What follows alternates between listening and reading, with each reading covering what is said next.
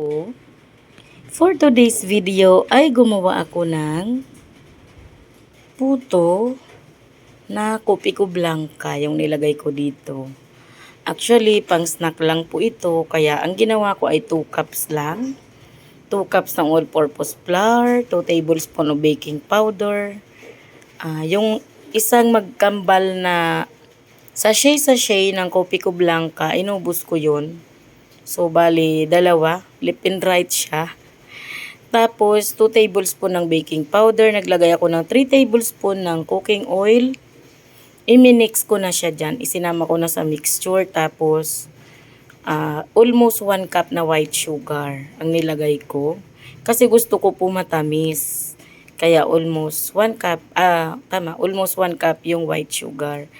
Tapos, i-mix mo lang siya all together. Ganyan. Tapos, iluto sa high heat.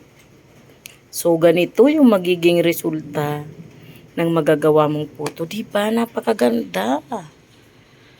Pasko na yung lagayan. Pasko na yung plato.